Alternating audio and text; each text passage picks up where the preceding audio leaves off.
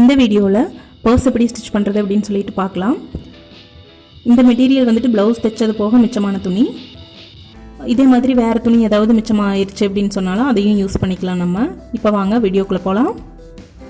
பர்ஸுக்கு நான் கட்டிங் போட்டதுலேருந்து எடுக்காமல் விட்டுட்டேன், இருந்தாலும் ஓகே கொஞ்சம் டீட்டெயிலாக சொல்கிறேன் நான். இது வந்து எப்படின்னா லைனிங் துணி கண்டிப்பாக வேணும். இது வந்து ஜரிகை இருக்குது பார்டர் அப்படிங்கிறதுனால லைனிங் துணி கட்டாயமாக வேணும். அதுவும் இல்லாமல் வேறு எந்த கிளாத்தாக இருந்தாலும் கூட லைனிங் வச்சிங்கன்னா கொஞ்சம் ஸ்டிஃபாக இருக்கும் பர்ஸ். இப்போ வந்து நீங்கள் எந்த அளவுக்கு பர்ஸ் வேணுமோ அதை எடுத்துகிட்டு நான் ஓரத்தில் மட்டும் மடிச்சு அடிச்சிருக்கிறேன். மேல் பகுதி இது நான் மடித்து எந்த சைடு அடிச்சிருக்கிறேனோ அது வந்து மேல் பகுதி. அப்போ வந்து டிசைன் நேராக இருக்கும். அந்த டிசைனில் இருக்கிற கும்பம் வந்து நமக்கு நேராக தெரியும். நான் எப்படி அளவெடுத்தேன் அப்படின்னா டேப்பெல்லாம் எதுவுமே இல்லைங்க. இந்த மாதிரி பர்ஸ் வந்து என்கிட்ட இருக்கிற பர்ஸை நான் வச்சுட்டு சுற்றியும் கொஞ்சம் அதிகமாக விட்டு கட் பண்ணிக்கிட்டேன். ஆக்சுவலாக நான் இந்த பர்ஸ் தான் வச்சு அளவெடுத்தேன். இந்த ரெண்டு சைடும் ஒரு இன்ச் அதிகம் வச்சுருப்பேன்னு நினைக்கிறேன். டேப் எடுக்கவே இல்லை, ஒரு குத்து மதிப்பாக அது அளவு வச்சுருக்கேன். இந்த பர்ஸில் பார்த்திங்கன்னா சைடில் அகலமாக வருது, அதனால பணம் எடுக்க கொஞ்சம் சௌரியமாக இருக்கும். நம்ம இன்னும் ஃப்ளாட்டாக ஸ்டிச் பண்ணுறதுனால கொஞ்சம் வந்துட்டு தைச்சதுக்கப்புறமா இதிலிருந்து சின்னதாக ஆன மாதிரி ஆயிரும். உள்ளுக்குள்ளே வந்து அவ்வளோ வசதியாக இருக்காது. ஸோ அதனால் வந்துட்டு கொஞ்சம் அதிகமாக வச்சுருக்கேன். இதிலிருந்து நீங்களும் நார்மலாக உங்கள்கிட்ட இந்த பர்ஸ் இருக்கோ இல்லை பணத்தை வச்சு கூட நீங்கள் அளவு எடுத்துக்கலாம். இப்போ வந்துட்டு இந்த மடித்த சைடு உள்ளே மடித்து தைச்சிருக்கோம்ல, அந்த சைடு வந்து நேராக வச்சுட்டு ஜிப்பு வந்து இப்படி தான் வரணும் நமக்கு. ஆக்சுவலாக இப்படி தானே ஜிப்பு வரும், அதனால அந்த மாதிரி வச்சு காமிக்கிறேன், உங்களுக்கு ஈஸியாக இருக்கும் தைக்கிறதுக்கு அப்படின்ட்டு.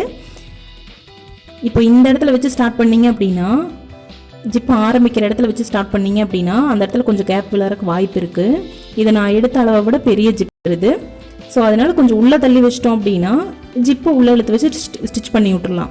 அப்போ வந்து ஈஸியாக இருக்கும், வெளியிலையும் ஓட்ட தெரியாது. இப்போ இந்த வச்சு ஸ்டிச் பண்ணிக்க போகிறோம். நம்ம வந்து ஜிப்பு வைக்கும்போது ஒன் சைட் ஃபுட் மாற்றிக்கணும், சிங்கிள் ஃபுட்டை. டபுள் சைட் ஃபுட் வந்து ஜிப் அதிகமாக அதில் வந்து உட்காராது. ஸோ இந்த மாதிரி மாற்றிக்கிட்டு அதுக்கப்புறமா ஸ்டிச் பண்ணுங்கள். இப்போ ஜிப் மேலே இந்த மெட்டீரியலை வைக்கும்போது ரெண்டு ஜிப்பும் கவர் ஆகிற மாதிரி பார்த்துட்டு அதுக்கப்புறமா ஸ்டிச்சை போடுங்க. அப்போ வந்து ஜிப்பு வந்து என்னென்னா பர்ஸுக்குள்ளே தெரியும், பர்ஸுக்கு வெளியில் தெரியாது அசிங்கமாக. இந்த மாதிரி க்ளோஸ் ஆயிரும். நம்ம பர்ஸ் யூஸ் பண்ணும்போது உள்ளே இருக்கிற ஜிப் வெளியில் தெரியாது.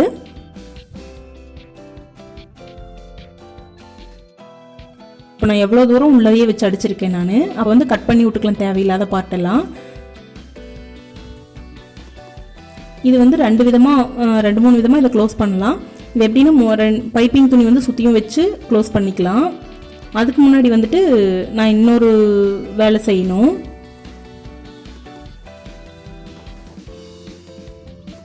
இப்போ நான் என்ன பண்ண போகிறேன் அப்படின்னா, இது வந்து சிங்கிள் பார்ட்டாக மட்டும்தான் இருக்கும். உள்ளே வந்து ஒரு கம்பார்ட்மெண்ட் ரெண்டாக பிரித்து கொடுக்குற மாதிரி ஒரு கம்பார்ட்மெண்ட் ஸ்டிச் பண்ணணும். அதுக்கு வந்து லைனிங் கிளாத்தை வந்து ரெண்டாக ஃபோல்டு பண்ணியிருக்கேன். ஃபோல்டு பண்ணிவிட்டு இந்த மாதிரி ஸ்டிச் பண்ணிக்கோங்க. அப்போ வந்து ஸ்டிஃபாக இருக்கும். உங்களுக்கு மெட்டீரியல் இருக்குது, இன்னும் தாராளமாக இருக்குது அப்படின்னா ஒரு 4 துணியாக கூட எடுத்துக்கலாம். இது வந்து ரெண்டாக மடித்து யூஸ் பண்ணியிருக்கேன். நீங்கள் 4 இருந்துச்சுன்னா 4 கூட யூஸ் பண்ணிக்கலாம். அப்போ வந்து இன்னும் கொஞ்சம் ஸ்டிஃபாக கிடைக்கும் நமக்கு. இந்த மாதிரி வச்சுட்டு இப்படி க்ளோஸ் பண்ணி பின் பண்ணிடுங்க. நேராக வச்சு பின் பண்ணிக்கோங்க மேலே. அப்போ வந்து ஜிப் வந்து மேலே போயிடும், நமக்கு வந்து கரெக்டாக அந்த இடத்துல உட்காராது. அதனால நான் பின் பண்ணிட்டேன். பின் பண்ணிவிட்டு கீழே வந்துட்டு கொஞ்சம் மேலே கீழே ஏற்ற இறக்கமாக இருக்கிற துணியெல்லாம் வச்சு நேராக கட் பண்ணிக்கிட்டேன். இப்போ 2 சைட்லேயும் கட் பண்ணிக்கிட்டேன். இதே மாதிரி இந்த சுற்றியும் க்ளோஸ்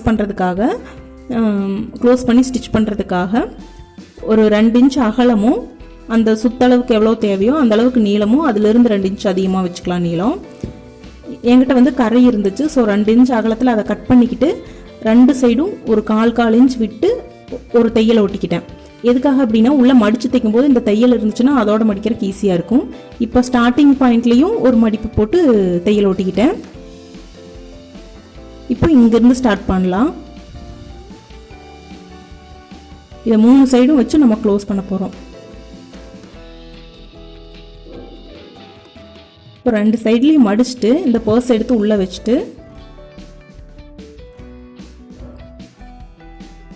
இந்த மாதிரி மடித்து வச்சுட்டு அந்த லாஸ்ட் வரைக்குமே நம்ம ஸ்டிச் பண்ணிக்கலாம். இப்போ லாஸ்ட் வரைக்கும் ஸ்டிச் பண்ணி முடிச்சதுக்கப்புறமா நம்ம இப்படி மடிக்க போகிறோம். இது எப்படி மடிக்கிறது அப்படின்னு சொல்லிட்டு ஸ்டிச் பண்ணிவிட்டு காமிக்கிறேன்.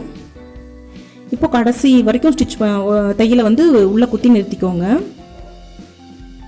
இப்போ லாஸ்ட் வரைக்கும் ஸ்டிச் பண்ணிட்டோம். அப்படியே பேக்கில் போங்க.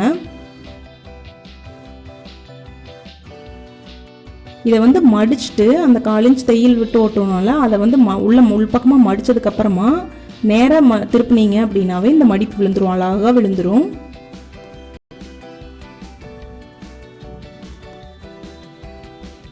இந்த மாதிரி வச்சு ஸ்டிச் பண்ணிக்கலாம். அதே மாதிரி பின் சைடும் மடிச்சுக்கோங்க. இப்போ சுற்றியும் இதே மாதிரி ஓட்டிக்கலாம் தையலை. இப்போது லாஸ்ட்டாக எப்படி முடிக்கிறது அப்படின்னு சொல்கிறேன். நான் வந்து ஃபுல் கரையும் எடுத்ததுனால நீளமாக இருக்குது. இது வந்து தேவையான அளவுக்கு மட்டும் விட்டுட்டு கட் பண்ணிவிட்டு உள்ளே மடிச்சடிச்சு க்ளோஸ் பண்ணிக்கலாம். அவ்வளோதான். இந்த பின்னெல்லாம் இன்னி ரிமூவ் பண்ணிக்கலாம். இப்போ நம்மளோட சூப்பரான பர்ஸ் வந்து ரெடி ஆயிடுச்சு.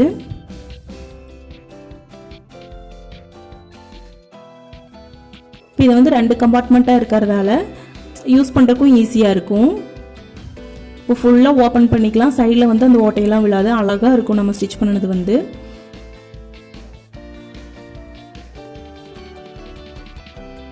உங்களுக்கு இதே மாதிரி வீடியோஸ் என்ன வேணும் அப்படின்னா மறக்காமல் நம்ம சேனலை சப்ஸ்கிரைப் பண்ணிக்கோங்க.